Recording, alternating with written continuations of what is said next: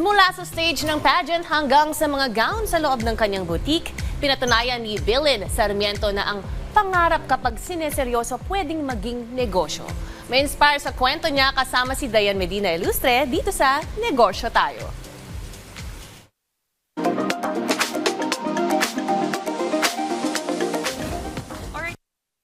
Miss Bailey, umpisahan natin. Tell us more about your business. It's about a gown rental na shop na located at Antipolo. Nagpo-provide kami ng mga long gowns, ball gowns, also costumes, and Filipinianas. Miss Bailey, balita ko, housewife po kayo. Paano nyo naisip itong klaseng business? Are you really into designing clothes? Talaga bang nagbebenta na kayo ng clothes even before? Yung bata kasi ako, sumasali ako sa mga beauty contest. Wow!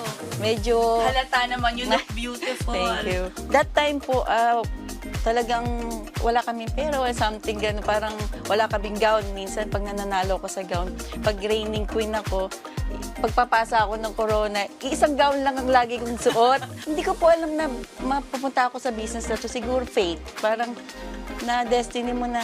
Ngayon, dati bata ko, wala kang masuot. Ngayon, ang dami mo ng gowns na ano. Balikan natin yung mga panahon na you were just starting, Miss Bailey. Can you tell us more about that story? Yes po, I only started almost mga 80 gowns lang meron ako. Kailangan lang kasi muna yung pwesto nyo and the rest, mga mannequin, hangers, etc. Kaya yun lang naman po yung mostly first mo ipoproduce para sa business lang na to. So where do you get your gowns? Ano ba po? May mga suppliers po ako na kinukuhanan kasi RTW gowns na lang yung inaano. Paano binago, Miss Bailey, ng buhay mo ng negosyong ito? Para housewife kasi, that time kasi yung OFW, yung husband ko, mag-i-stay na siya dito. Kaya naisip ko yun. Eh kaso nga po, nawala siya, nagkasakit siya, nawala nga siya. Yung year na yun, nawala yung husband ko. And then, at least, hindi ko po alam kung paano kung nangyari na na-maintain ko pa rin yung shop tapos nadagdagan pa nga.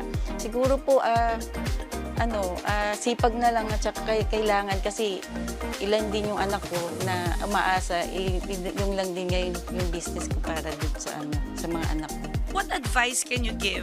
Lalo na sa mga kanegosyo natin dyan na, uy, Miss Bailey, magandang idea nga yan na makapagtayo rin ng fashion rental business or gown business. Pero dapat fashion din natin yung business na papasukan natin kasi pag hindi natin gusto yung gagawa natin, wala rin nangyayari.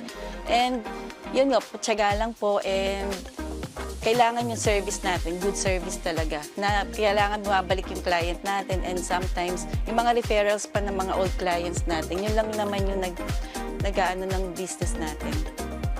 Do something every day that brings you closer to your goals. Yan po ang aral na ibinahagi sa atin ng business owner na si Miss Bailey Sarmiento. Kita-kits ulit sa susunod dahil tuloy-tuloy lamang ang pagbabahagi namin sa inyo ng business stories, mga kanegosyo. Kaya naman tara, negosyo tayo!